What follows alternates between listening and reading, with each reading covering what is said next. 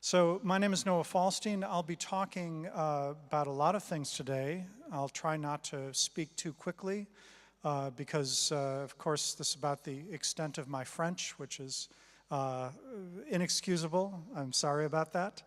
But you've heard from the other handful of English speakers more eloquent apologies, unfortunately, than even I can offer. Thank you for allowing me to speak in my own native tongue. And I will be talking about a number of things today, a little bit about why I became a game designer, and not so much just to tell you about me, but to give you an insight into what making games has been like, not only now, but also back in the 1970s and 80s. And I hope from this you will see not just how much things have changed, but how many things have remained the same, just added a lot more bytes and more colors and more speed.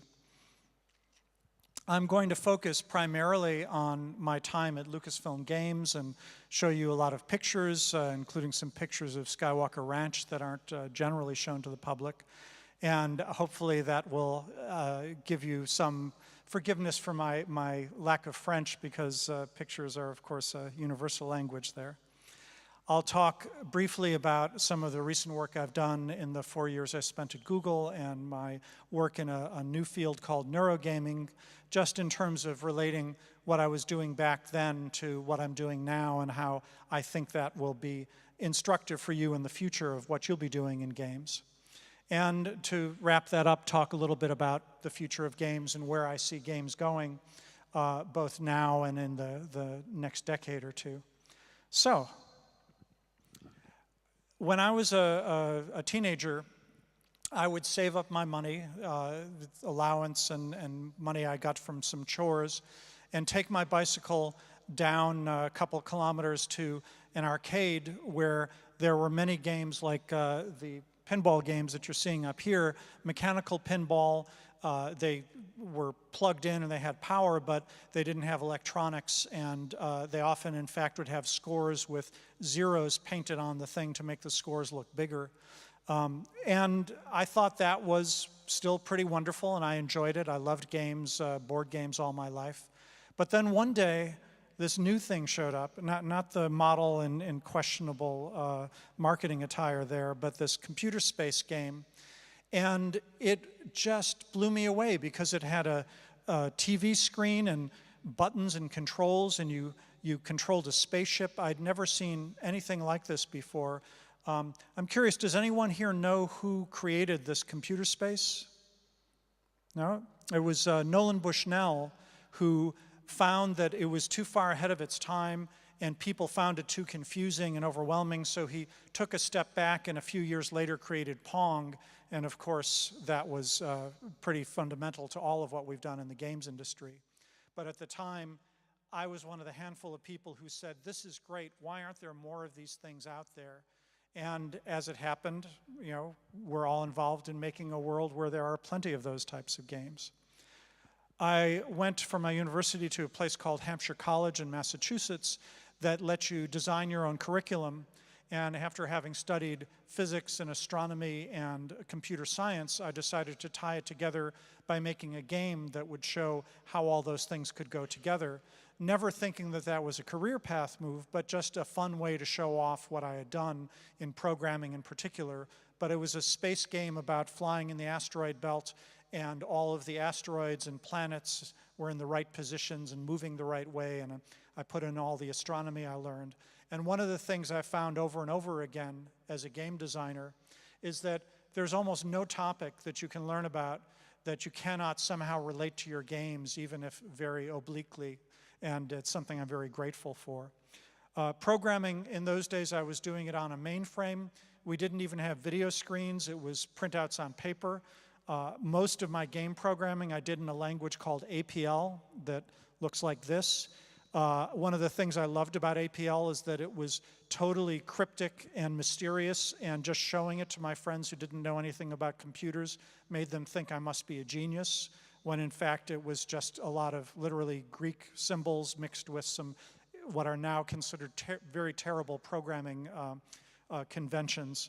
I won't even get into that, but for those of you who are programmers in the audience, if you're curious, APL is a fascinating language. It was perhaps the most obscure computer language that has been invented, but also one of the very powerful ones, particularly for its time. Microcomputers in those days that I was learning to use at school were 8 bits. Basically, that was it for the processor, for the bus, everything else. No special graphics programming unit or other hardware. And sometimes as little as 256 bytes of RAM for the whole computer. It just seems ludicrous today, but that was all we had to work with. So you would program in an assembly language or even binary.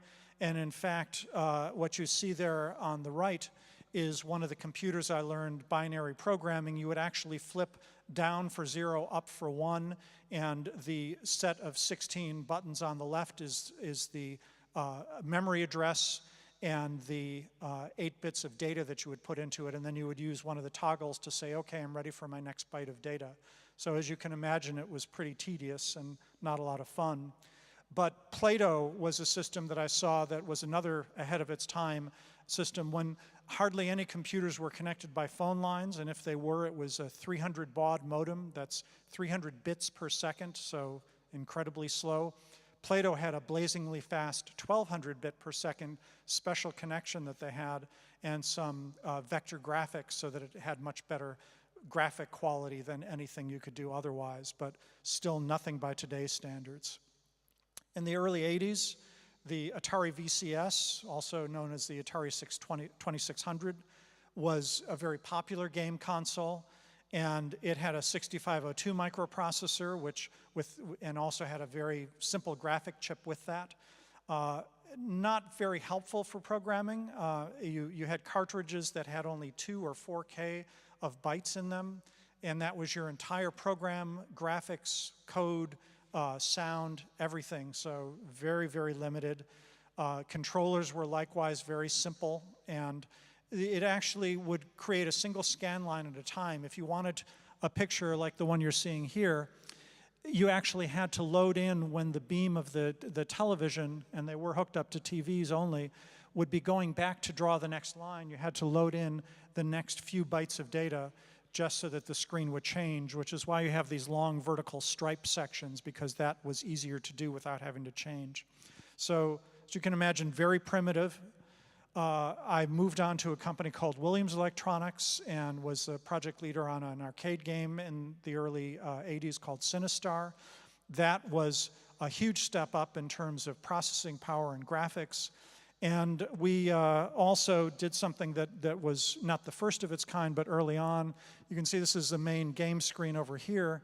And over on this other side, we had an Easter egg in that the company asked us to put the name of the company, Williams Electronics, and hide it deep in the code so that they could show that if the code was copied by another company, it was their game. And we went one step further and added the names of the 4 of us who were the core team members as kind of a crossword puzzle that was superimposed on that.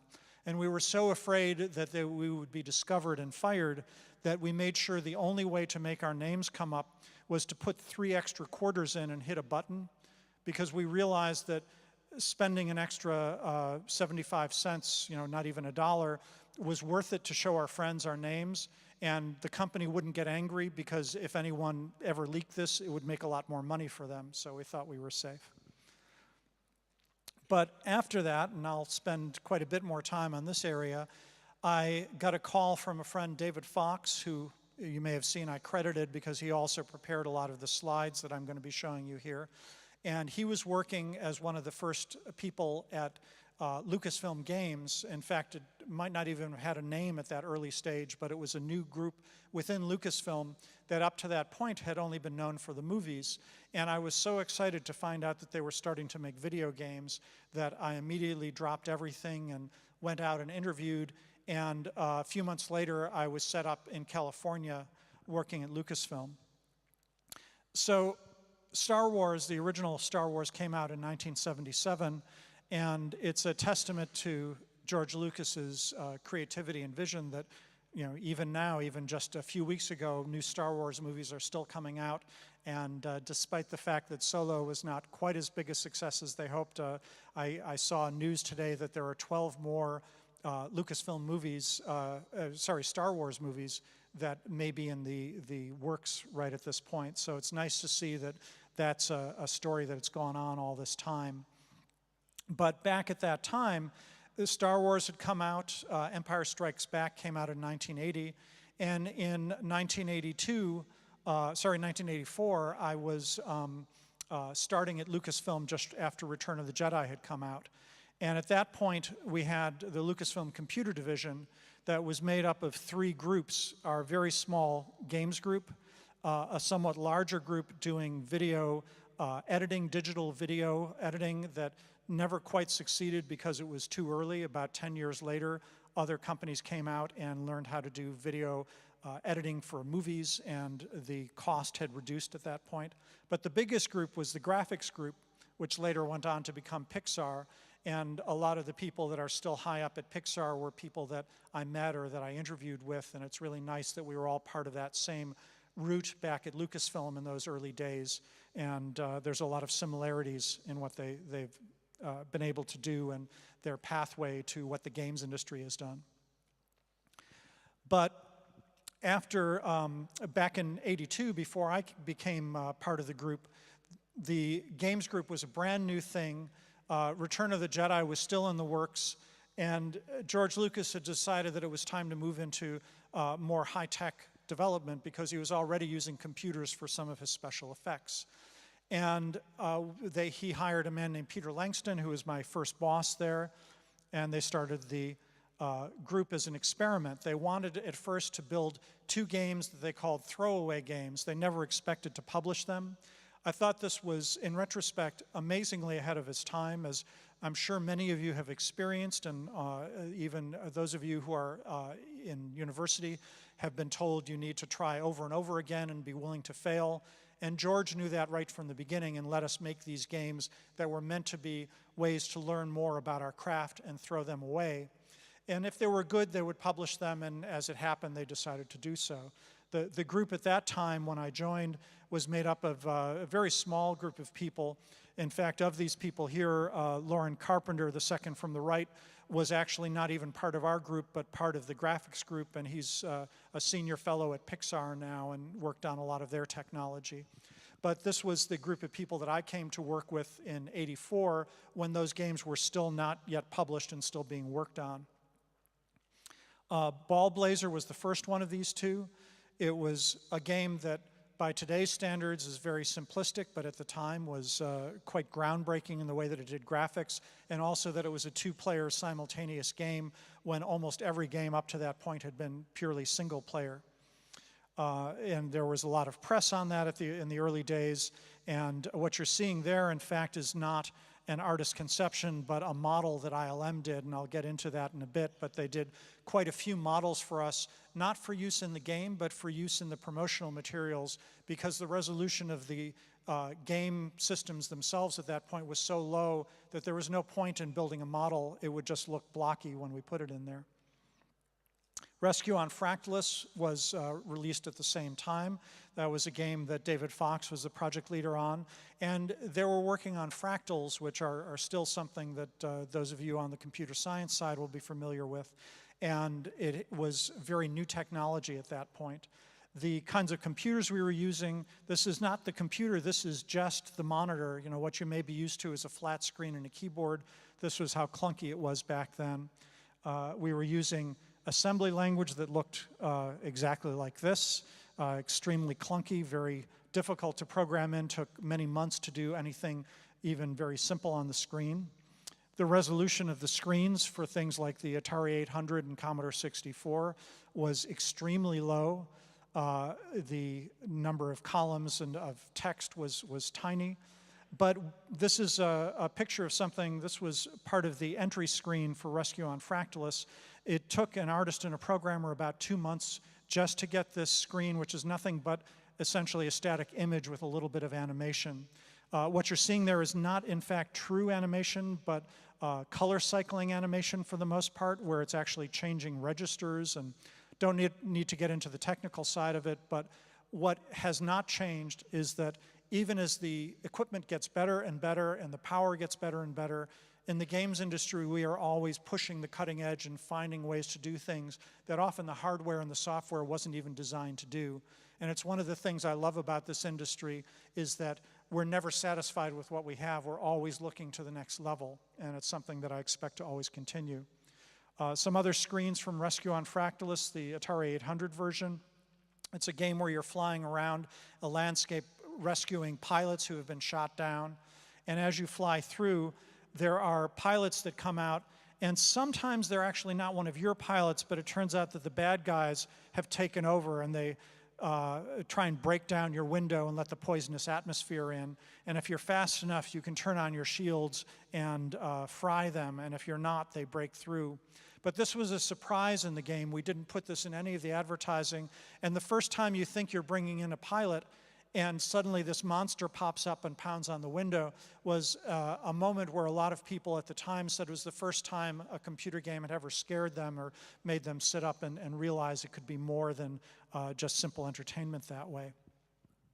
So ILM, as I mentioned, had been brought in to make images for the box covers and for the manuals that we had. We had some manuals that cost $20,000 for the manual, when a typical budget for an entire game might only be $50,000. So we wanted to go very high end, and as such, we had teams where they would build, in some cases, quite large models. This was one where David Fox actually pretended to be a pilot and would sit in there, and they would take pictures of this for the manual. They also had a huge model shop, and they would take existing models of airplanes and tanks and skis and all sorts of things and put them together to make things like this spaceship model that you see. It was really exciting for us to work with the people who were making the cutting-edge special effects for the film industry and have them apply those same talents to our games that were so simple in comparison. I love the way this looks. They also knew how to light things so that it looks like it's a picture of a full-size plane, or at least a large model. In reality, it's only about half a meter long. This is another picture they did for the box cover. That's David in a suit and a special helmet they made for him, and the foreground is a mock-up that they did, again, using their models and some computer graphic overlays. So there are a few interesting things that we threw in. We wanted to add the team to the boxes and the manual. So on the cover there, that, as I say, that's David, who is the project leader. That's him in that full-scale model you saw earlier on the back of the box, looking like a pilot who's been shot down and needs to be rescued. Then they had a group of rescued pilots, and by that time I had joined the company, and second from the right there, I actually still had hair at that point. And they told us they were going to use some makeup and make us look like we had been shot down and were out in the wilderness. The dark smudges you see on our faces, I thought it was going to be real makeup, and they said, oh, Joe here has been smoking a cigarette. They took some of the cigarette ash, put a little water in it, smeared it on our faces. So this is the glamorous world of special effects. So then 2 new games came out from Lucasfilm, and actually, I realized I should have done this earlier. How many people here have played some of these old Lucasfilm, LucasArts adventure games, or even some of the ones I mentioned? Oh, good. Well, I assumed a lot of people coming to this talk would. I won't get too much into the details of how we made each one of these, but I'll hopefully pass on some interesting things even if you haven't seen the games. But these next 2 games were not terribly well known. The Eidolon, that took you through using some of that same fractal technology that became our most high-end technology that we use to really push our games to their limit. You're going through caves, you're encountering little creatures and having battles with them. The Eidolon team was Doug Crockford, who today is better known for creating the language JSON and working a lot with JavaScript and being one of the people to put that forward. Gary Winnick in the middle was our artist. We had one artist for the entire company for the first 4 games, and we only added other artists very slowly because very small teams. And Charlie Kellner on the right. Charlie, I'm realizing, is wearing an Andre and Wally t-shirt. That was the very first animated short that Pixar did even before they were called Pixar, I believe. It was shown at SIGGRAPH in '85, something like that. And then my first game there was Coronis Rift. At this point, we did not have fancy manuals, and I wasn't pictured in it, so you won't subject you to that. We had that come out on both the Commodore 64, which was a relatively new computer at that point, and the Atari 800. And this was a game where you are flying, not flying, but rather driving around a landscape, picking up technology from alien tanks and using it in your own vehicle and fighting off saucers as you went on. And here's the team. That's Ron Gilbert on the left, who I hired to work on this game, and he went on to do some more famous games I'll be talking about in a minute. Eric Wilmunder in the middle, and myself on the left there. And this shows you the Atari 800 graphics, I think, were more colorful. That actually was a computer that back in the early 80s could do 128 colors when others were only doing 4 or 16. And you can see it's pretty rich and colorful compared to the Commodore 64 version here that was limited to 16 colors that sadly were not chosen very well, I think. And fans have recently done a remake trying to do it in a higher resolution, and it's taught me a lot of the game design mistakes I made in those early years and how I wish I could go back and do them over and actually improve on them. Then something that I think probably only a very few of you have heard about, if anything, we did a game called Habitat. Habitat was the very first graphic, massively multiplayer game, and I use the term massively with some reluctance because at its peak, I think there were about 300 or 400 people playing it simultaneously. But at that time in the 1980s, when those 300 baud modems I talked about were still state of the art, it was quite amazing that you could actually have hundreds of people all working in a shared virtual world. And even, in fact, the terminology had to be invented for what we did. As you can see, we had characters that you control, which we had a team member, Chip Morningstar, who said, well, let's call them avatars from the Hindu word because he felt that was appropriate. And that, in fact, is where that term avatar has come from as applied to computer games. There's a project that started a couple years ago that I'm happy to say has been successful in restoring habitat. So if you're in California, there's a museum in Oakland, California that is now allowing you to play the game live, and they figured out they had to recreate the server code from scratch, trying to figure out how it all worked because they didn't have the rights to it. And let me show you a little video here. Now, this is a video we used to promote Habitat. I'm just going to show a couple of minutes and give you a sign of it, a sense of what it was all like.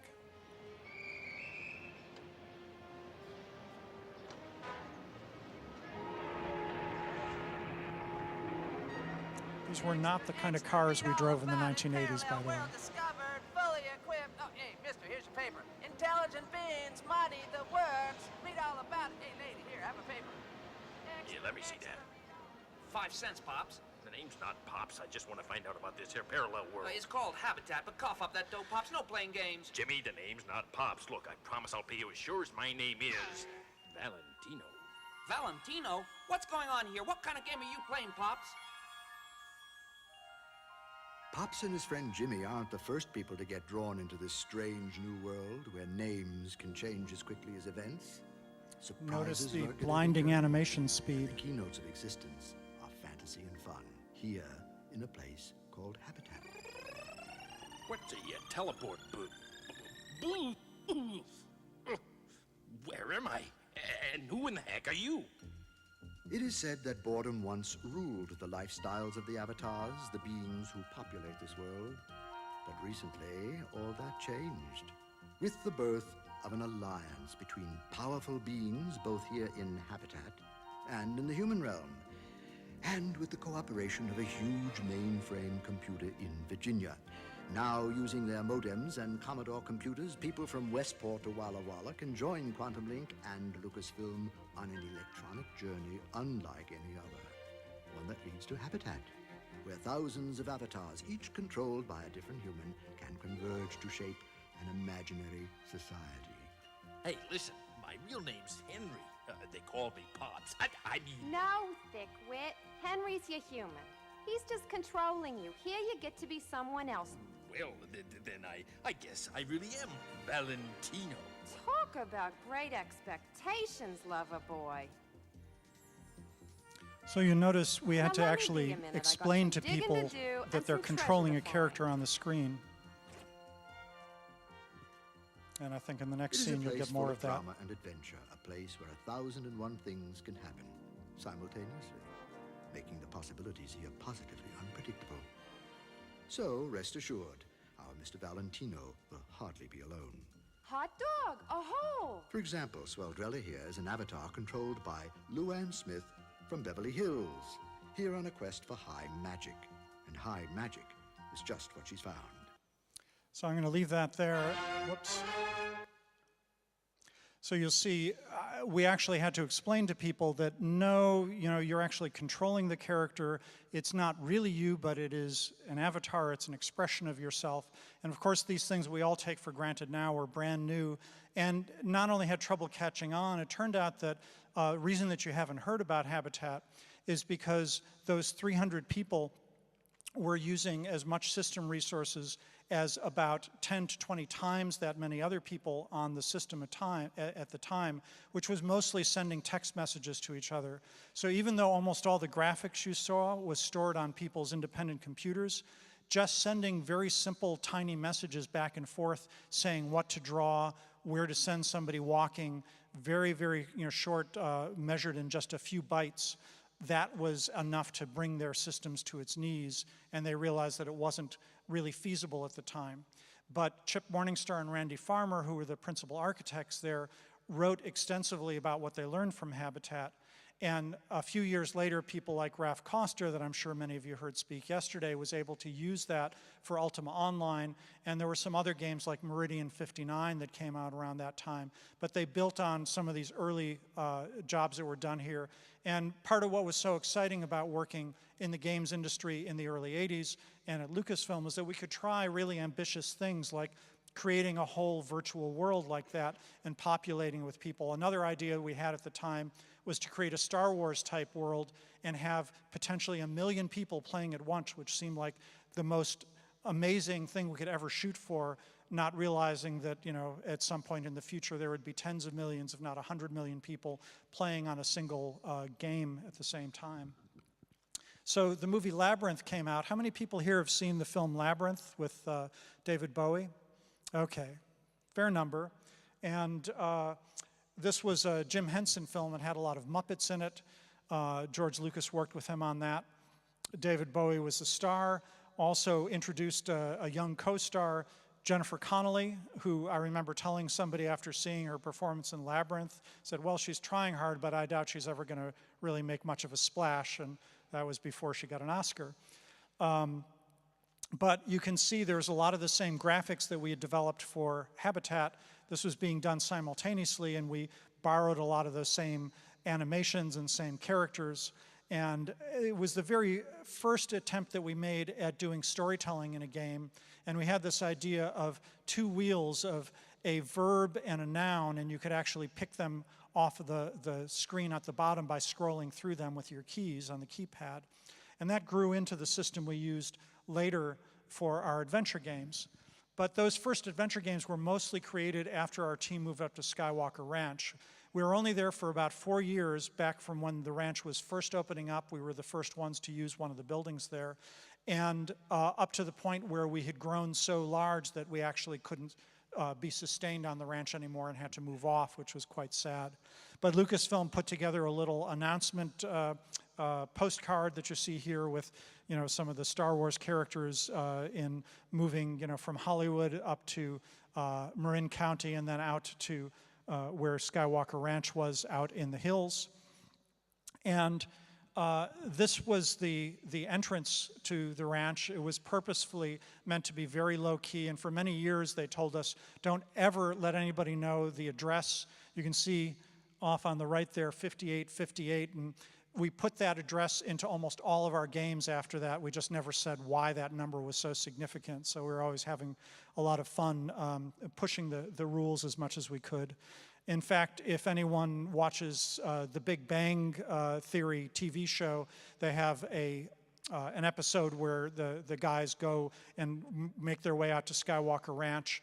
And I have to say, I think they did an excellent job. You know, they have a shot supposedly inside the ranch that was clearly just made up. But I think they actually brought a camera out because it looked exactly like this. And you just pull up to this gate and you have to give your name, and they only let you in if you're have a reservation there.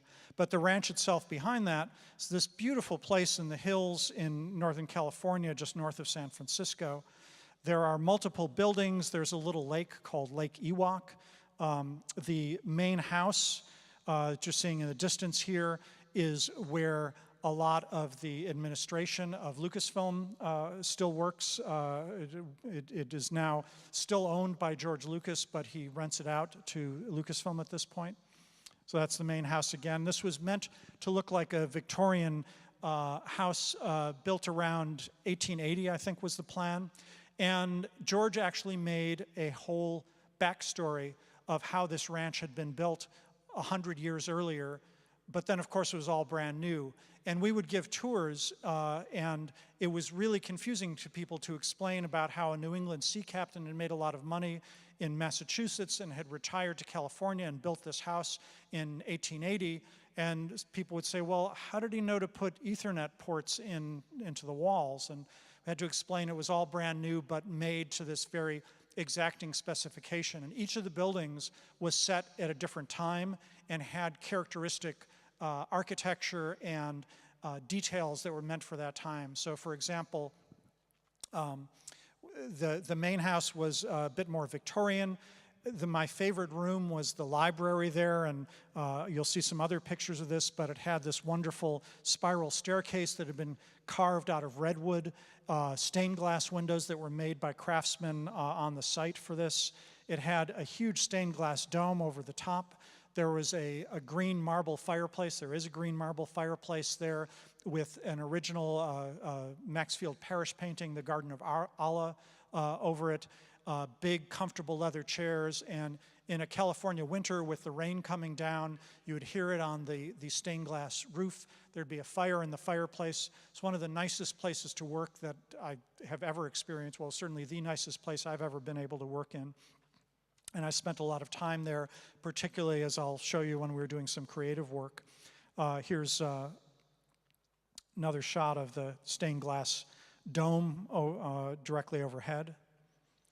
This is the tech building. This was supposedly built in around the 1920s, so it has an Art Nouveau moving into Art Deco style, and it was being used in the storyboard as a bootleg place where, even though alcohol was illegal, they were actually making beer and sending it out through an archway, and they later bricked over that archway. So when they built the building, they built an archway, and then they bricked it over so that it wasn't usable just to fit into the storyline. And there were lots of touches like that. There's a 300-seat state-of-the-art theater in there. There's a separate huge sound stage where they can put a full symphony orchestra and have a screen about this size so that the orchestra can be seated and the conductor can be watching the movie and conducting the orchestra while he's synchronizing it all to that. So a lot of the music, if you see something that has a Skywalker sound logo, and many of the movies being made right now do, it was made in this building. Then down the way there was the stable house, which in the backstory was where they kept their horses, and we tried not to be too offended, but that's where they decided the games people belonged.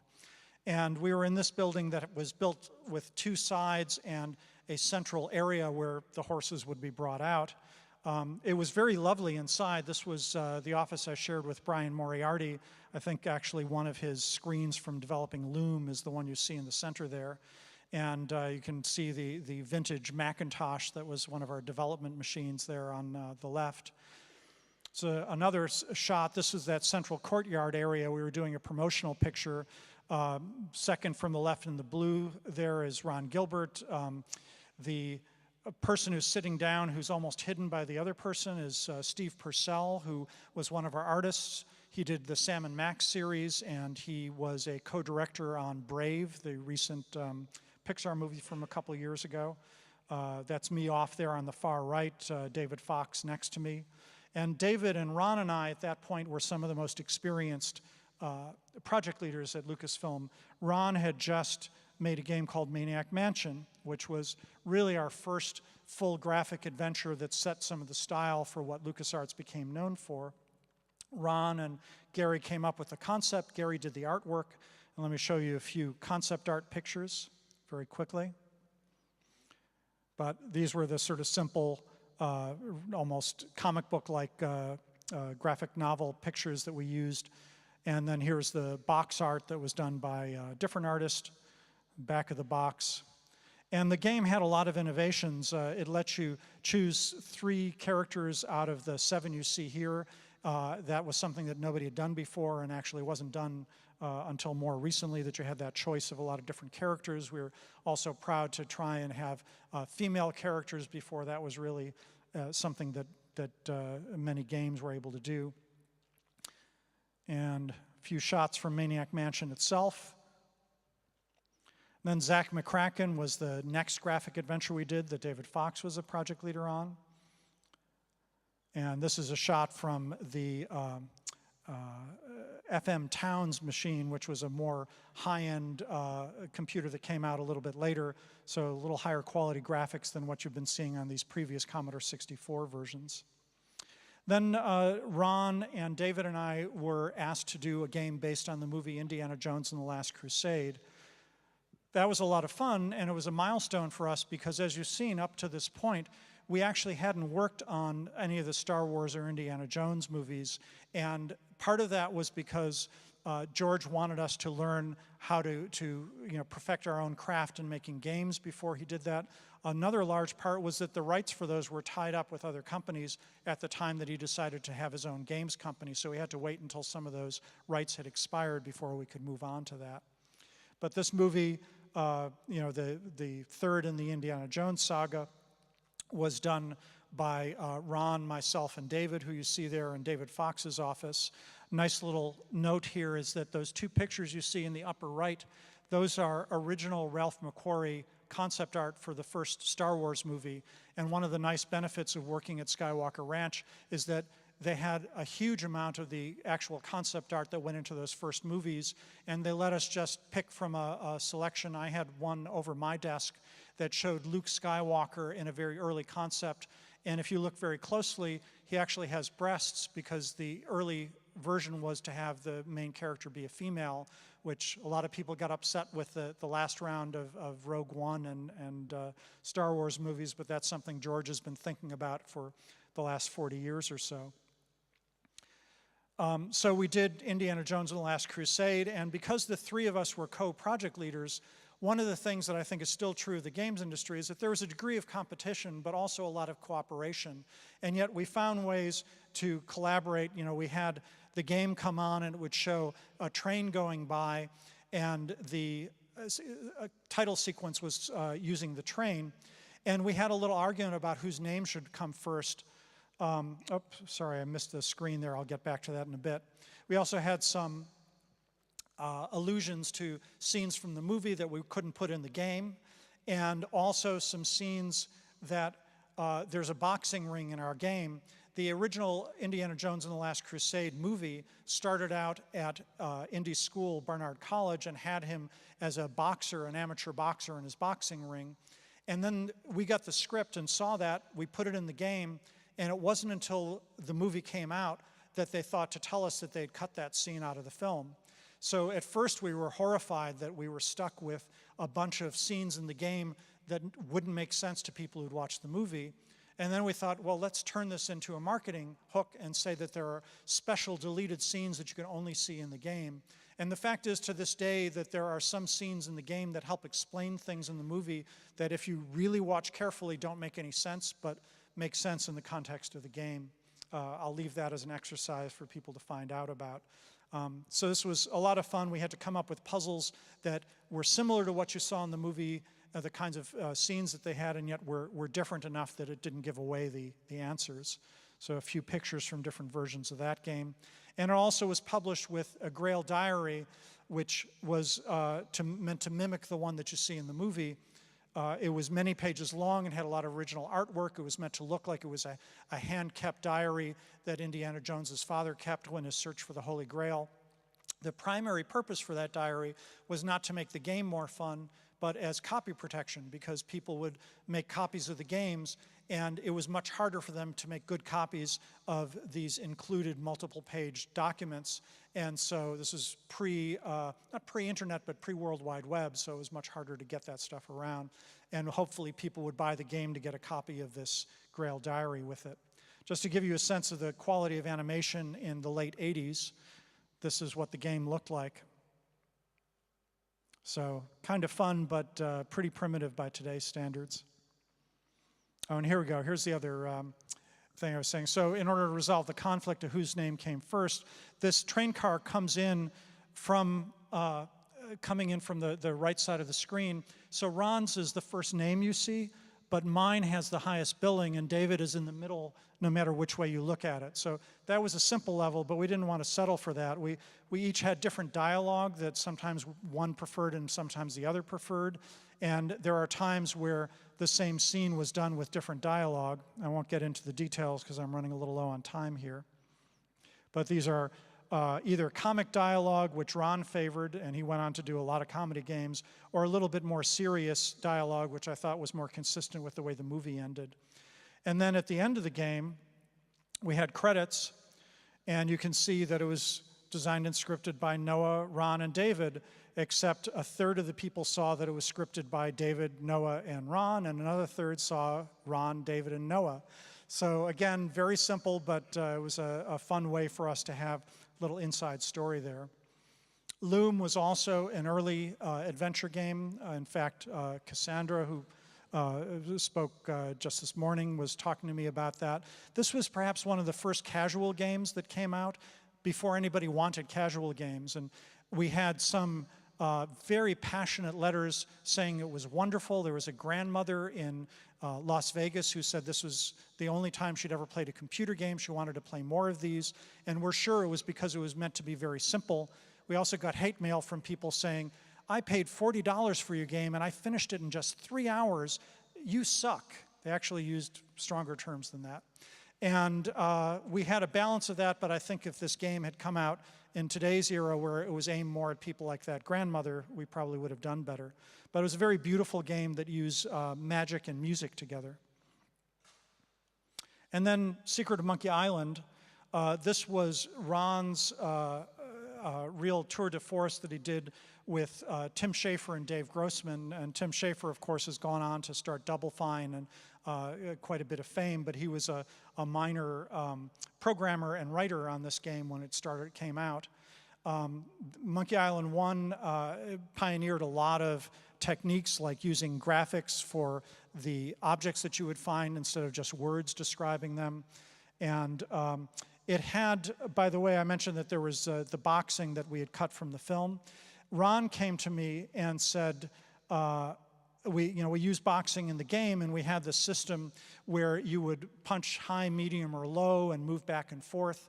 Well, Ron came to me and said, I think that was a great boxing interface, but it would work really well for pirates fencing.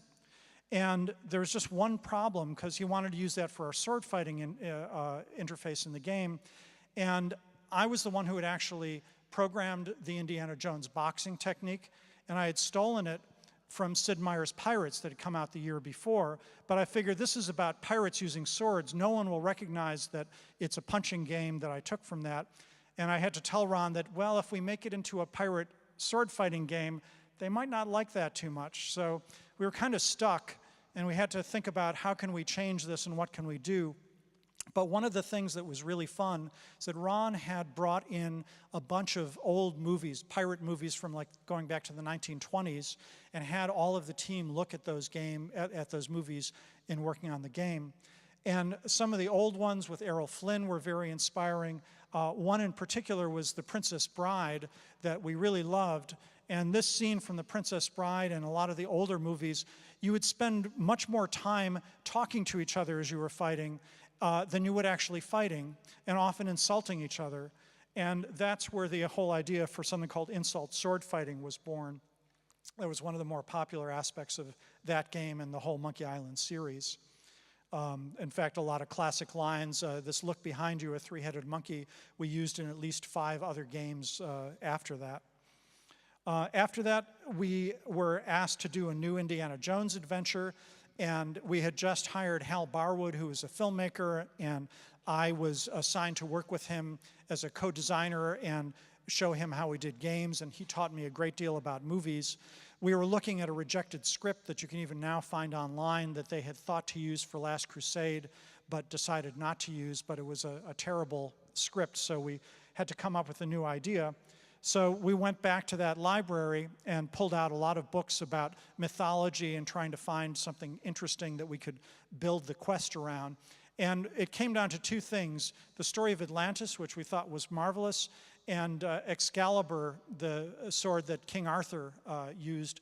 And the problem we realized is that if it was about King Arthur, it would be hard to set the whole game in anything but England. It would be contrived to move too far away from there since it was a very local story, whereas Atlantis, we were able to move all around the world with a little bit of clever trickery there.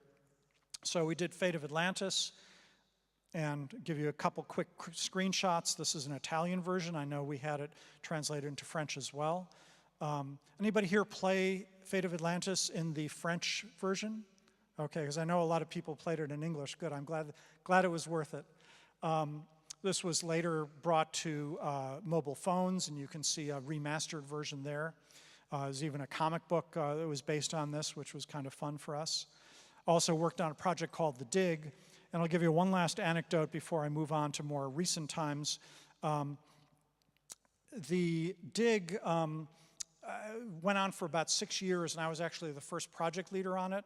We had a meeting in the main house of the, or rather the conference room of the main house, and it has this beautiful thick table. And in the meeting where it was told that I would actually be the project leader, about 10 minutes after that, we had something called the Loma Prieta earthquake, which was the biggest earthquake to strike the San Francisco area in the last 50 years. And a lot of us ended up hiding right underneath that desk you see there because you're told to get underneath something. It was a big, strong desk, and happily there were no injuries or real problems from us. There were some people that died in that earthquake. But something that I love about that room is that I'll always remember is that George Lucas spent very little time working on the games. In fact, literally maybe only a few hours every year coming and working with us. But Steven Spielberg, who he would bring in to work on things sometimes, loves video games, did then and still does. And he had a meeting with us in this room to talk about a version of The Dig when I was working on that. He was late for the meeting, and I thought they were going to cut the meeting very short. And I knew he was due to talk to ILM. They were doing some early concept art for the dinosaurs in Jurassic Park, so I thought that would certainly take precedence. But Stephen went the whole hour and really enjoyed the entire thing. And as we were packing up our computer, because this room wasn't equipped for computers, we had to bring it in just for the demo, he said, "Oh, how's the Battle of Britain flight simulator game going?" Because he loves flight simulators. And we said, well, we had a version to show to him, but we ran out of time. So you had that here on this computer? I said, yes. And he said, could I see it? And I saw behind him the guy from ILM go. But it was the one time that we were able to see Steven Spielberg making ILM wait so that he could play one of our games. It was actually this graphics of the World War II flight sim winning out over this first test they did for Jurassic Park. So I was very proud of that. The Dig eventually went through a bunch of different project leaders, ended up looking like this. But my version actually was quite different, and I'm running out of time, so I'm going to zip through. Oh, sorry. So this was the last scene from my Lucasfilm days. The Dig gives you some sense of how we made games in those days, that you would have the main screen and you would have various overlays, and they would be done in Deluxe Paint, an early graphic program, and we would actually have those there so that you could then cut and paste those electronically onto the screen, and you would only see the screen on the left with those as animations. But no time. So after Lucasfilm, that was a long time ago. I was an early employee at a place called the 3DO Company that was another early game console. I was at DreamWorks Interactive when that was just starting up and got to work with Spielberg again there. That's now Electronic Arts in Los Angeles. And since 1997, I've been working as a freelancer for many years, working on quite a few different games. Just to try and give you a sense of how somebody starts in those early days, I've moved more and more into pure game design and project management, working as a producer sometimes, often primarily as a game designer. Sometimes I would consult, for example, Alan Wake, which was a game from Remedy. I had just a very short 2-week stint. I had very little to do with that game, but I'm proud of the way it turned out and has some ideas that I gave to them that are in there. The last game up there I'm sure no one has heard of, Hungry Red Planet, was an educational game I worked on, and I did more and more games that were educational or serious games and training games. And that really got my interest, but then 5 years ago, Google made me an offer to come in as their chief game designer, and that sounded marvelous. And Google was a wonderful place to work. I spent 4 really interesting years there and came actually to Google France and Paris and gave some talks where some people who were at this conference attended a few of those. And great place to work. I worked on their Project Tango augmented reality, the Daydream early virtual reality, and Cardboard before that. The group I was with, called Fun Propulsion Labs, did some demonstration games that are available for download with all the source code for free so that you can see how to use these games for Android. But essentially I found I was getting farther and farther away from creativity and more asked to do games or even not games, conferences to explain and promote Google's technology. And I found that increasingly frustrating. Some of the fun creative stuff I got to do was with other groups within Google, like Google Spotlight Stories. And if you haven't heard of this, I highly recommend it. They have done a series of about 15 little 5 to 10 minute short subjects now that are just amazing. Pearl, that you see up there, was nominated for an Academy Award. Special Delivery from Aardman Studios. It's a marvelous interactive story about Christmas. And these are now VR games, or VR stories that have a lot of interactive elements. So they cut across between games and movies, and I really think some of the future of virtual reality entertainment may be in this blending of storytelling and gameplay that's coming out.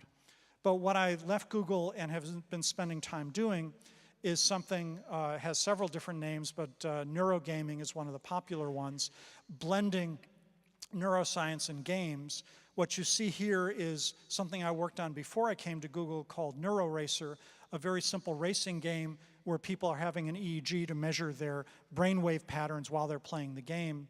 That was designed as a game to help attention in aging adults, but it was recently adapted to work for pediatric ADHD, or children with attention deficit hyperactivity disorder. And they're in the process, Akili Interactive, and I'm consulting and an advisor to them now. They're hoping later this year to be the first software to be approved purely as a software and as a game that will then treat ADHD on the same level as pharmaceuticals like Adderall or Ritalin, which is quite a big thing. And I was talking to some people earlier today about how the games industry, people are still sometimes complaining that we are ruining the children of today and doing these terrible things. If you let them know that we are also helping them move off of dangerous drugs and use games to treat some of their neurological disorders, hopefully it will help back off a bit. Another company I'm working with is called Mind Maze. They're doing games for stroke recovery so that using motion detection you can do very simple exercises but control a game on the screen instead of just have a very boring repetitive exercise that you have to do over and over again. And a third company is called Applied VR.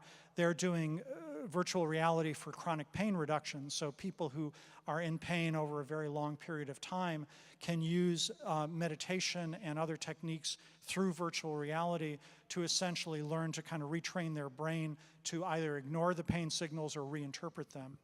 So lots of really exciting stuff going on there. Is this the future of games? there's really never been just one future. There are so many interesting things going on. I love this whole health and neurogaming thing.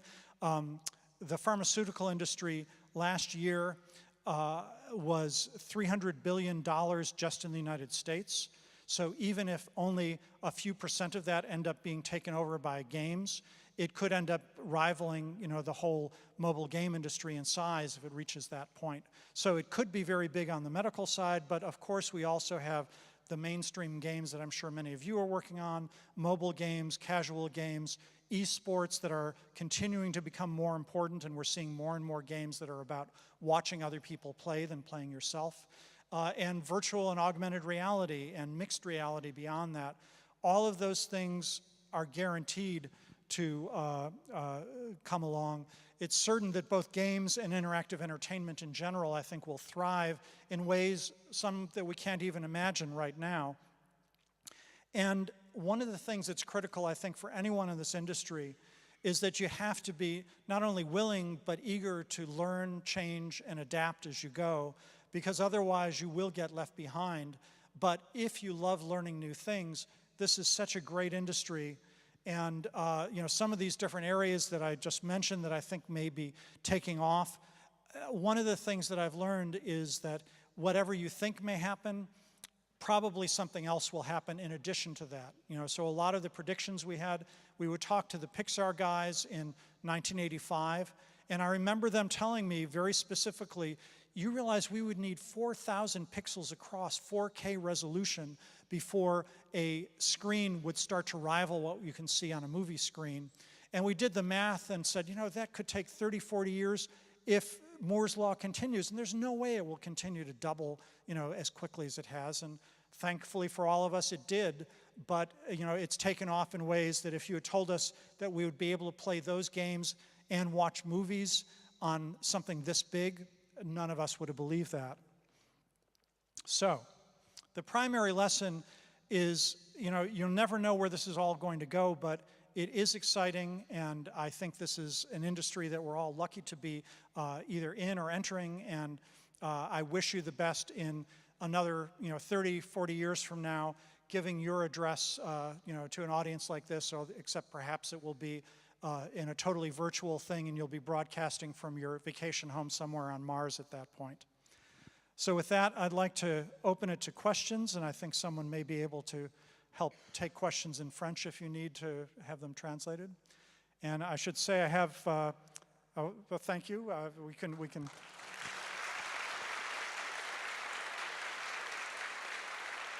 Appreciate that. Here is my special French ending slide. There we go.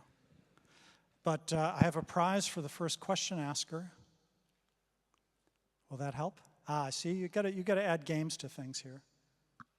So we have here a whistle from Wolfenstein 2, The New Colossus, which I just got a dice this year. Hello, thanks very much. I was wondering what you think about location-based games. Well, location-based games, I worked on them. In fact, there was a little-known division of Lucasfilm called Rebel Arts and Technologies that was centered on doing location-based games. And I love what's out there. A lot of people have looked to location-based games as the right venue for VR because it's a way to have expensive headsets that you don't have to buy and you can experience it. But there are a lot of limitations. Economically, it can be very difficult to get the price low enough to attract lots of people and high enough to pay for the venue itself and all the equipment. A friend of mine, actually Doug Crockford, who you saw in that one of those early slides, when he was talking about location-based entertainment and the very early versions of VR that we were seeing in the 1980s, he said, it's a little bit like, going to a VR location-based place, it's a little bit like going to a bowling alley and you have a teenager hand you some shoes and you put them on your feet. But what if you had to take that shoe and put it over your face? And I have never been able to shake that image out from my mind in all these years, and it's one of the kinds of challenges that you have to deal with in location-based that you don't in home-based gaming. So my sense is location-based, I think, will remain viable, but my guess is that it will tend to be fairly special purpose, Maybe with some of the VR movies I've talked about, there will be theaters equipped that way, but I rather think that a lot of them will be home-based games, and that we'll go through a period where fancy equipment is expensive, and then it will become so cheap that everyone will have it in their home, much as we did with the games industry. So not where I would put my primary emphasis, but it could be a really interesting niche, particularly for the next few years as that's maturing with VR and some related areas. Other questions? You seem to be someone extremely future-oriented and thinking about the future of the industry. But how would you feel about eventually working on the same types of games you did at LucasArts? It's a question that comes to me, especially given the excitement there was about the remaster of Day of the Tentacle recently. I was wondering if that's something you'd be at all interested in. Well, yeah, it's interesting you asked that. One of the things I did a little work on recently was a game called Thimbleweed Park that Ron Gilbert and David Fox and Gary Winnick, who you all saw pictures of, collaborated on through a Kickstarter that Ron did, raised, I think, $600,000 and made a very simple game that the concept was, what if LucasArts made a game in 1987 and then just put it in a drawer and you discovered it all these years later? And I only helped a little bit with the testing on that game because I was at Google and didn't have the time available. But I loved that reimagining of not just remastering an old game, but making a new game in exactly that old style. And I think they did an excellent job in recapturing the kind of humor and the puzzle design. Ron has always been one of the best adventure game puzzle designers, I think, in the industry, and it shows in that game. I would certainly love to do that. I have actually had some conversations with people about doing that sort of thing. But you're right, I tend to get seduced by the new things and the new toys, and I wouldn't be in this industry if it wasn't for the fact that I love all the innovations. And the moment that I first tried a Vive, even before it was called a Vive, was one of the most exciting demonstrations I've seen in my entire life. And it's so nice to know that, you know, even now I can be surprised and delighted by new technologies. So I tend to look forward to these new things. And this medical area that I've talked about is a very good fit for me, as I've always been interested in neuroscience and how the brain works, and working with people who are now peering inside our brains and using games to help them understand more, using their research to help make the games better, and helping people in very fundamental ways to live better lives by, you know, helping or curing them of their problems. All of that is a very attractive thing to me, so I doubt that I would take the time to do a retro game at this point. Maybe a retro neuro game, that would be an interesting, you know, get one of those really scary, you know, electro, you know, sort of a Frankenstein monster thing. And I'll think about that, thank you. I think we have time for what, one or two more?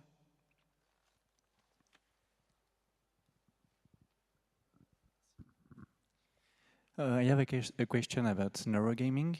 How far are we from being able to control complex action, like playing modern video games by neurogaming? Well, that's a tough question. There's a company that it's called, they changed their name, Control Labs in New York, and you can read about it. They've done something that's very clever that I think the William Gibson kind of jacking in, you know, or the matrix of actually plugging something into our brains is not only still many years off, but may never actually be particularly practical because everyone's brains are wired somewhat differently. But one of the things that we can share is that if you then want to command your hand to do something, it has to go through same basic kind of sets of nervous impulses and muscles that you have in your arm. And this company has created a bracelet that intercepts those electrical signals. And one of the things I've seen that's really impressive is that there can be somebody standing there with his hand in his pocket, and he's controlling a robot, and he's actually moving his fingers a little bit, but it's the muscles in his arm that it's reading from. And it's also able to shave a couple hundred milliseconds off of when you have the muscle impulse go to when it's actually being interpreted, which is a very small time, but if you're in esports or if you're trying to do something extremely competitive and very exacting, that can be really critical. So I do think that we're only a few years from having things that will both capture the output from our arms and capture the input by using eye tracking, and there are multiple eye tracking companies. When we are attracted to something, our eyes move to it before sometimes we're even consciously aware of what we're seeing. And a lot of processing is going on before our conscious minds are aware of what's happening. But you can pick up on that eye movement, again, shaving several hundred milliseconds off of reaction time. And if you can then shave another couple hundred milliseconds off on response time, you're going to be able to have esports games, for example, that can move at twice the speed that they do now with the very best players out there, and probably a lot of other things that will seem like it's brain control, even though it's actually cheating a little bit by not having to plug something directly into your brain. So at least that's where I believe we'll see things in the next few years. And one last question, and then I'll be around through the next hour or two for people to come up in person, but let's leave it at this. Do you think combining neurogaming with VR or, for example, mixed reality would be the future of gaming?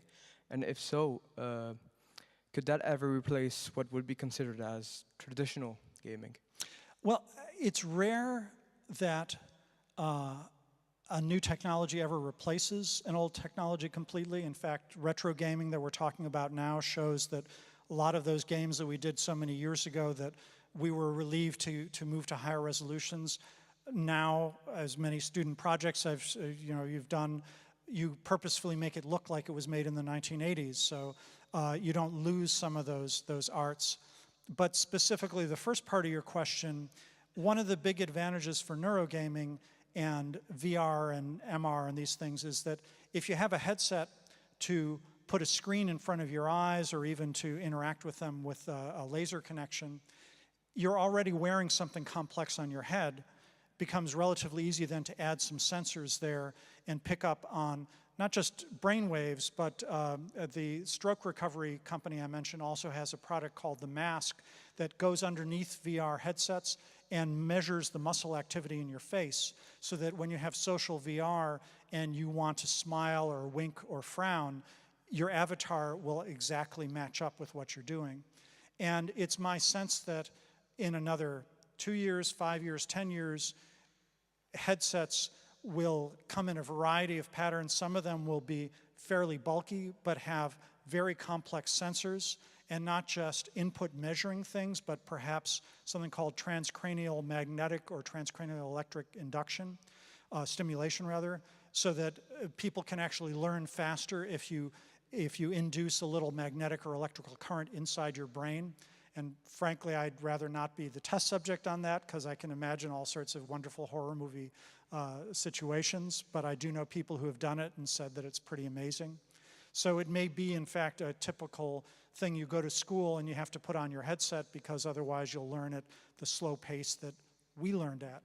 And there may be something much more like that scene in The Matrix where Trinity learns to fly a helicopter instantly. Probably won't work that fast, but I think we'll see things like that coming in the fairly near future. So I'll leave it at that. Thank you very much.